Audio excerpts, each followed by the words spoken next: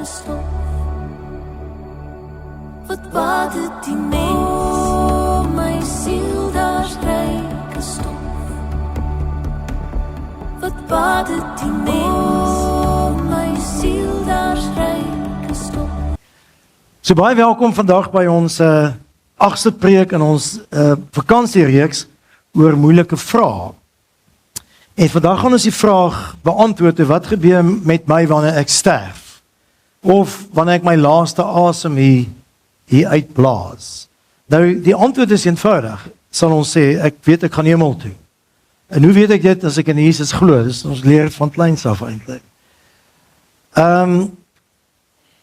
Maar eendag het iemand vir my gesê, dit was nie op kweekskool waar ek was, of in die teologiese klasse nie, 'n dominee het toevallig vir my iets gesê wat ek nie geweet het nie.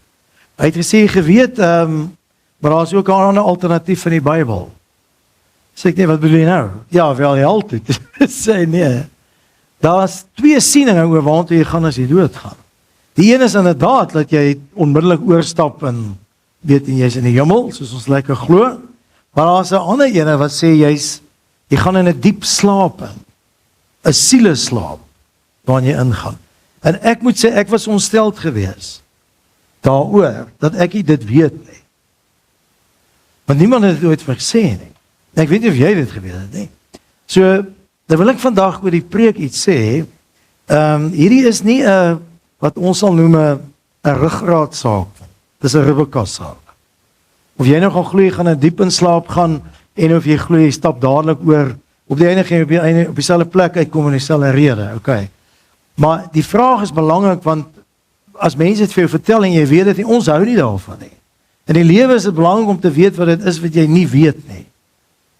En dit is ook lekker om te weet wat jy weet, verstaan jy? Jy gaan net weet wat jy weet as jy weet wat dit is wat jy nie weet nie. Dis ook hoe mense doktersgrade in goed doen.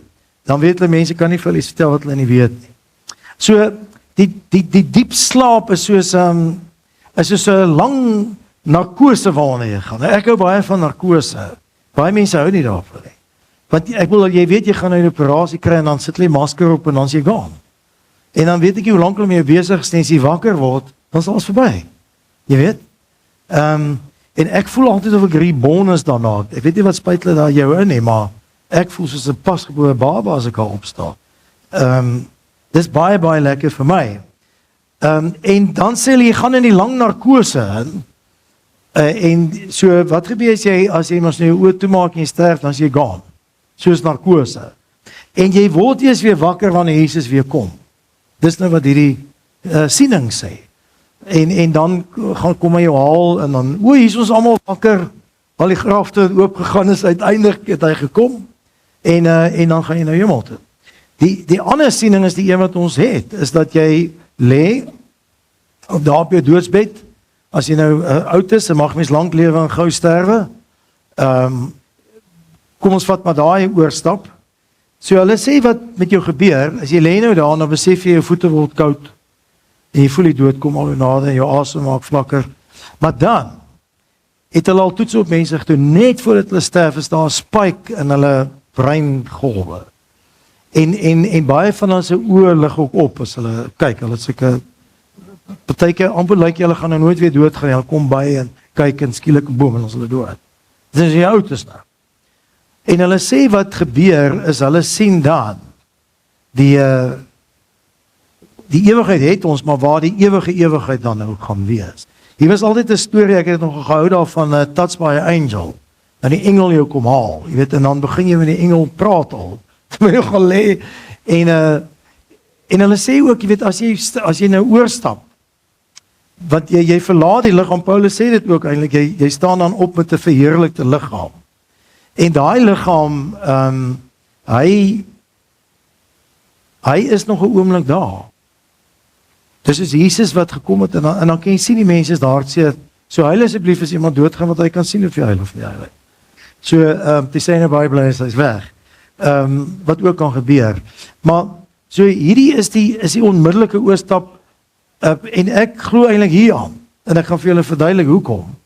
Maar, die interessante ding oor die diep slaap, is dat hy, weet ek laas vir julle 'n bietjie verduidelikheid oor die woorde vir, die Griekse woorde, vir ewige lewe, Die Griekse woord vir lewe is bios, biosfeer. Dis 'n fisiese lewe, maar die ewige lewe is 'n zoe. So jy kan in die taal eintlik goed aflei, maar nie by die slaap nie. Die slaap in Grieks vir slaap is koimaho en vir siele slaap is ook koimaho. So jy kan dit nie lekker sien so nie. En in Hebreëus is dit yashen. Maar dis eintlik waar dit vandaan kom.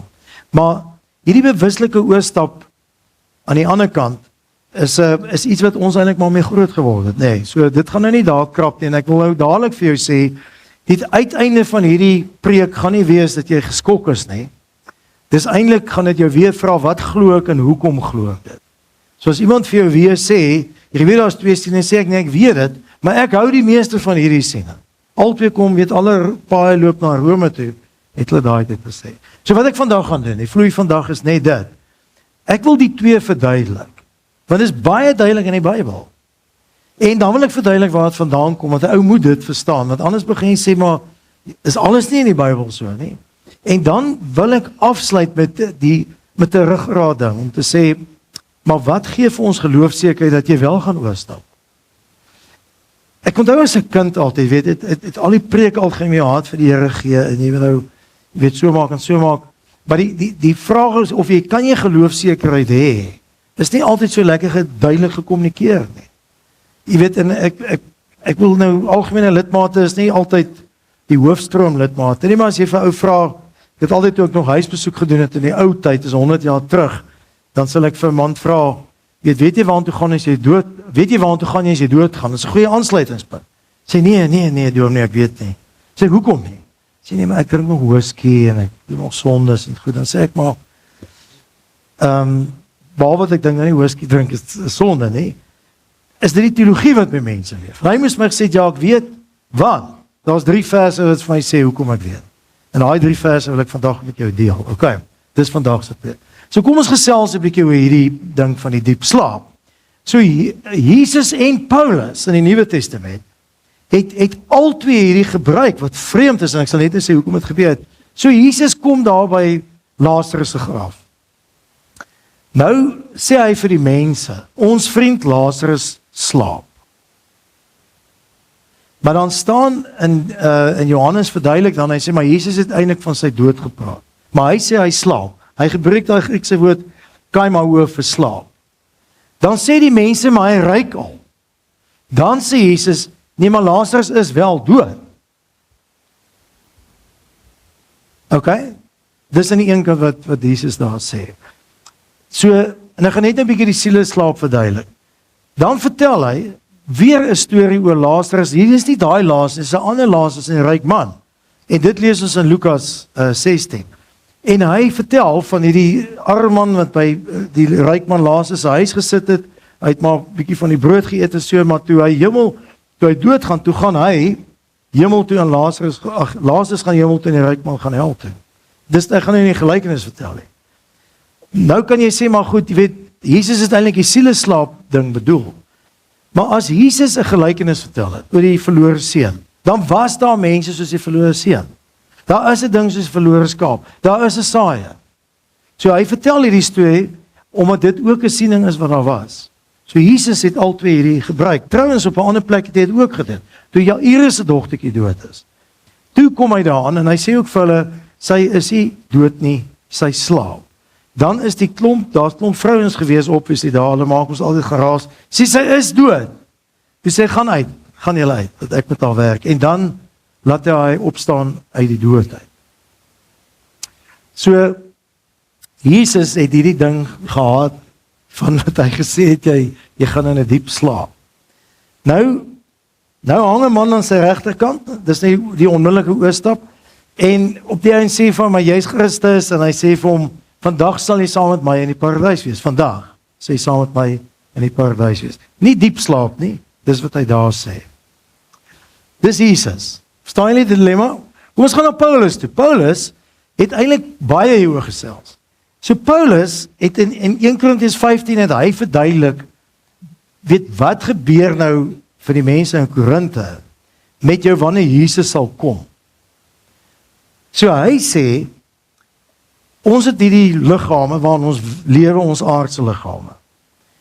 Maar of hy sê dan, en die mense wat doodgaan is in 'n sieleslaap. Hy sê daar, dooie sal almal slaap, en as Jesus kom, dan gaan hulle opstaan dan met hierdie nuwe liggaam. Maar hy sê, as Jesus kom terwyl ons hier is, gaan ons terwyl ons lewe, gaan ons liggaam oorgaan in 'n hemelse liggaam.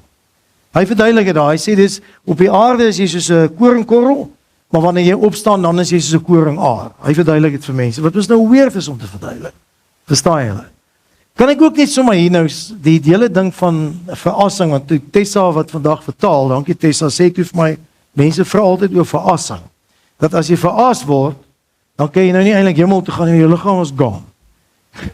Hierdie liggaam het 'n siel, en binne in die liggaam skuil eintlik daai geestelike liggaam wat gaan opstaan.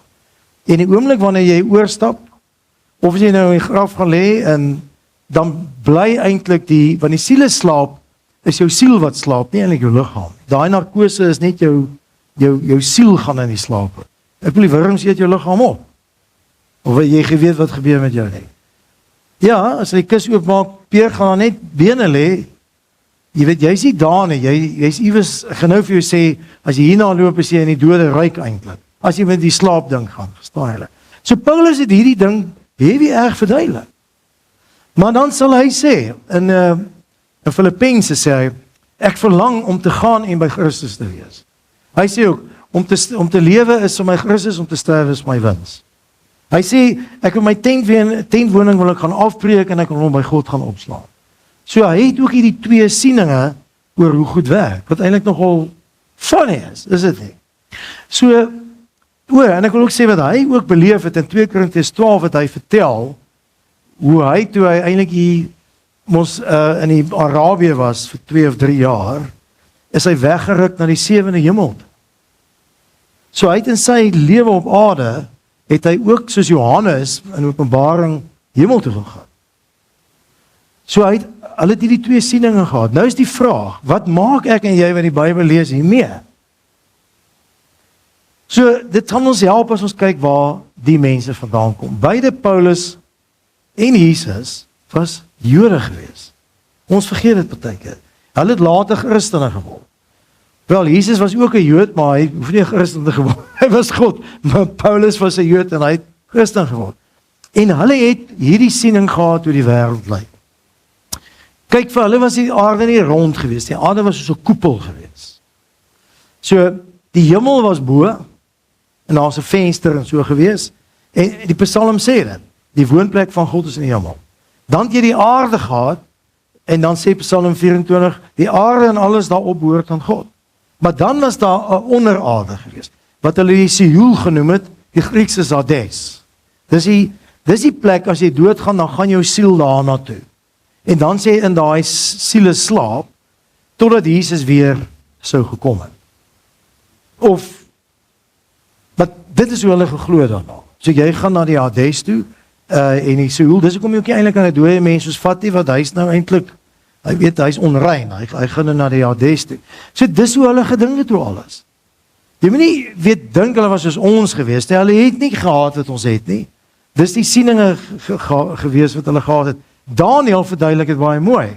Daniël sê, in Daniël 12, baie van hulle wat slaap in die stof van die aarde, sal wakker word, sommige tot die ewige lewe en ander tot skande en tot die ewige afskeid. Hier verduidelik hy dit. Nou verstaan ons waar Jesus en Paulus daaraan kom. En dan sê hy, die verstandiges sal skitter soos die glans van die hemelkoepel. En die wat baie na geregtigheid gelei het, hulle sal skitter soos die sterre vir ewig. En dan as God op die einde met Daniël praat, dan sê hy vir hom, hou aan tot die einde toe, jy sal ter ruste gelê word, maar weer opstaan, en jou bestemde deel ontvang in die eindtyd. So, wat God eintlik hier sê vir hom, hy sluit aan by hulle verstaan, jy sal sterf, soos alle mense, behalwe daar is nou 3 mense wat nie gesterf het. Wie is dit? Dis Elia, en is Jesus. Ja, Jesus was opgevaar, Elia het ook opgevaar, en daar is nog iemand, weet julle wie is dit? Hier nog. Hy het naby God geleef. Die Ou Testament is eintlik in Genesis 1 tot 11 dink ek leer, en ons lees weer in Hebreërs daarvan. Maar en hier is die eerste keer dat hy eintlik vir hom dan sê, jy gaan 'n ewige lewe hê. vir iemand gesê word, jy gaan na die tyd leef. Nou moet julle onthou, nou leef Jesus tussen die Fariseërs, die Sadduseërs en die Jode. Die Fariseërs was geleerdes geweest, skrifgeleerdes geweest. Paulus was 'n Fariseër. Hulle het geglo daar gaan 'n opstanding na die dood wees, maar die Sadduseërs wat 'n klomp Jode was, het gesê as jy dood is jy dood. Daar is nie so ding soos op. Sê julle moet onthou, mense het in hulle koppe snaaks oor gedink, net soos van vandag. Party mense sê mag jy weet veras word nie ensovoorts. So nou sien ons dat as ons 'n belydenis doen en ons praat oor Jesus, dan sê ons Jesus het ter helle neergedaal. En as ons die apostoliese belydenis doen. Nou sal mense sê dis om te dui op sy pyn, hy kan tog nie hel toe gegaan het nie. En ander mense sê hy het na die doderyk toe gegaan om wat te doen? Om daai siele wat daar was oop te sluit. Want ons lees in Matteus sê wanneer die oordeelsdag kom, dan gaan die mense opstaan. En hulle sê dan as Jesus dan nou weet sterf, dan gaan die grafte oop en mense kom uit. Waartoe dink jy hulle gegaan? Dit moet wees dat hulle dan saam met Jesus opgevaar hemel toe. Ons weet nie eintlik nie. As goed dat ons mos nou nie eintlik weet nie. So hierdie is nogal 'n verstaan julle is 'n bietjie is 'n ribbekas ding. Vir my word dit 'n spine ding as ek nou Openbaring toe gaan. En onthou, hulle het nie Openbaring gehad soos ons nie. Paulus het dit nie gehad nie. Wel Jesus het dit geweet, maar Jesus het altyd gepraat om mense te laat verstaan waar dit gaan. En Jesus het eintlik voor sy dood klomp goed gesê. Na sy dood het Paulus onder leiding van die Heilige Gees goed gesê. Dis wat ons het in die Bybel. En dan kry ons Openbaring. Waar wat soos die 5de evangelie is, en hier kom die opgestane Jesus, en dan verduidelik hy eintlik, hierdie is eintlik die bril wat jy moet opsit om deur die hele Bybel te kyk.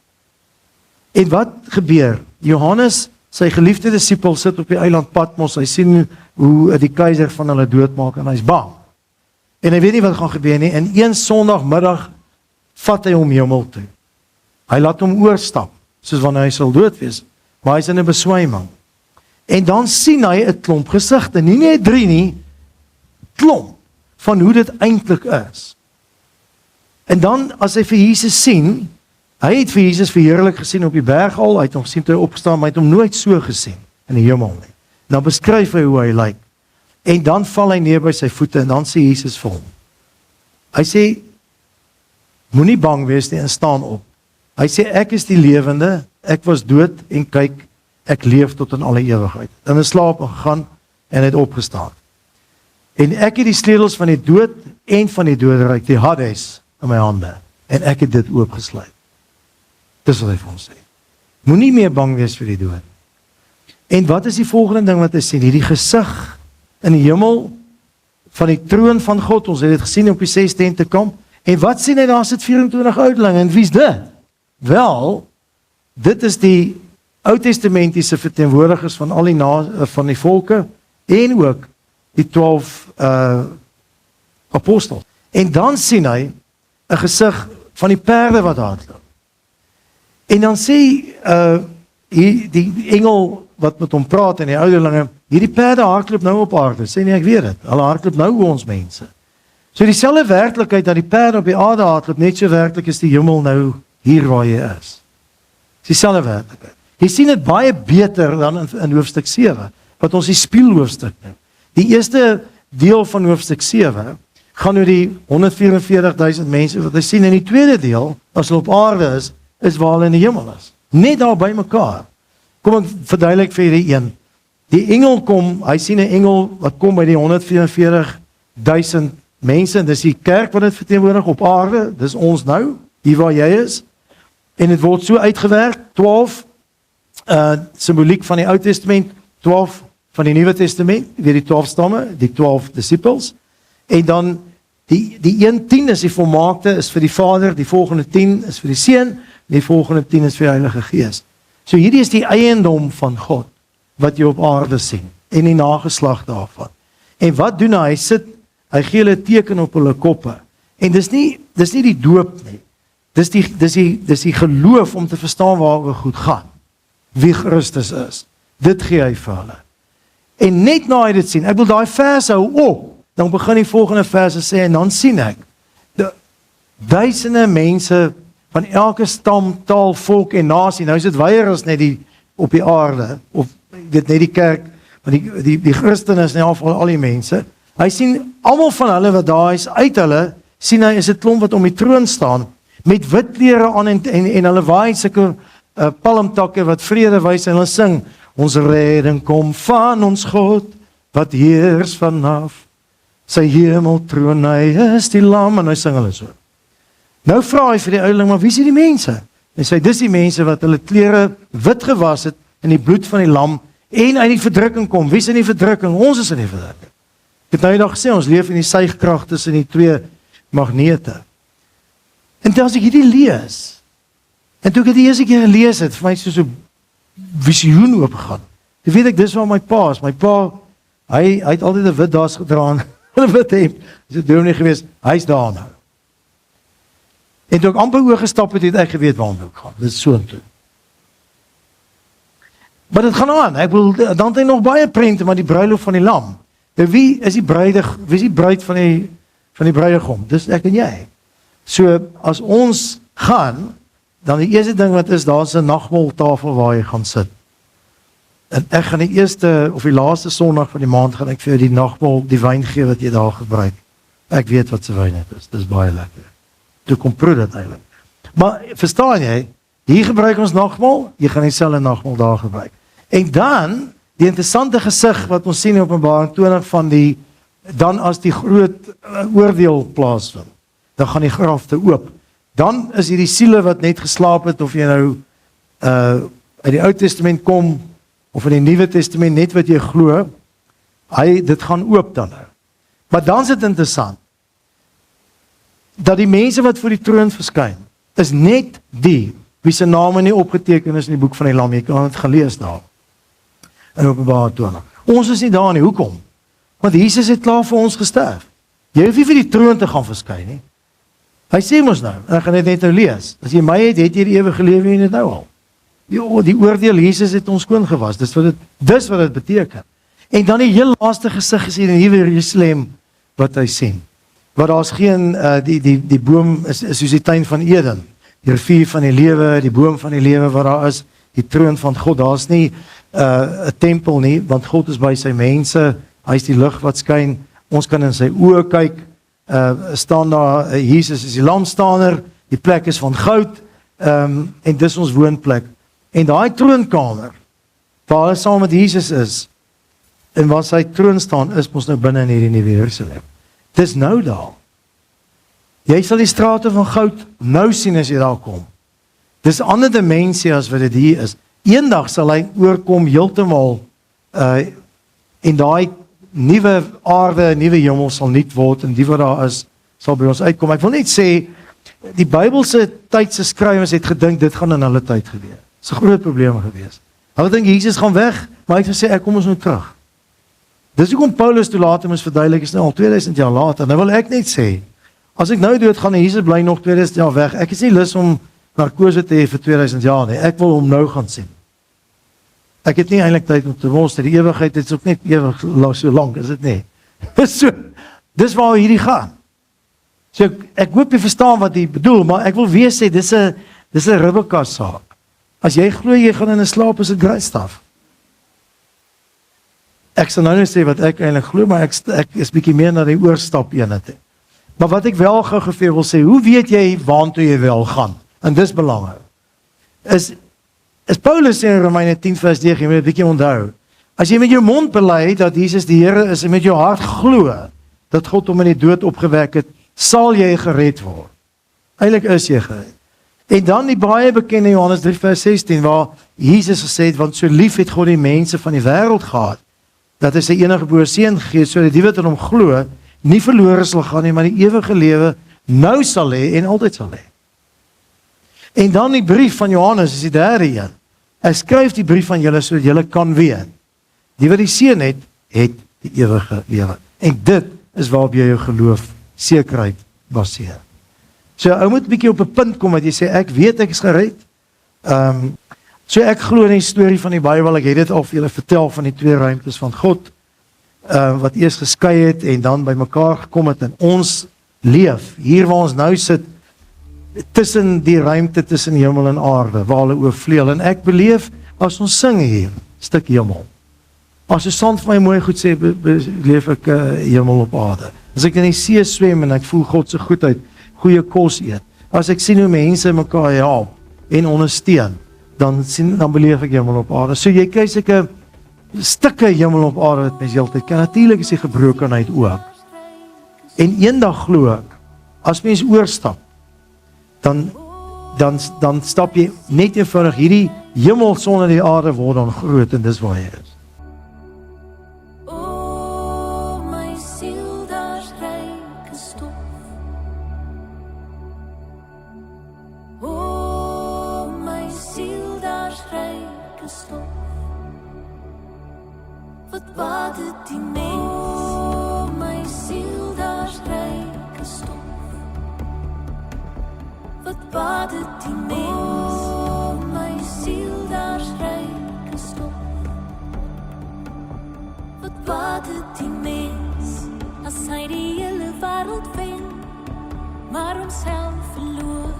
Wat baat dit die mens? O my siel, daar's ryke stof. O my siel, daar's ryke stof. O my siel, daar's ryke stof. O my siel, daar's ryke stof. Wat baat dit die mens as hy die hele wêreld wen, maar homself verloor? Wat baat dit die mens? O my siel, daar's ryke stof. O my siel, daar's ryke stof. O my siel, daar's ryke stof. Wat baat dit die mens as hy die hele wêreld wen, maar homself verloor? Wat baat dit die mens? O my siel, daar's ryke stof. O my siel, daar's ryke stof. O my siel, daar's ryke stof.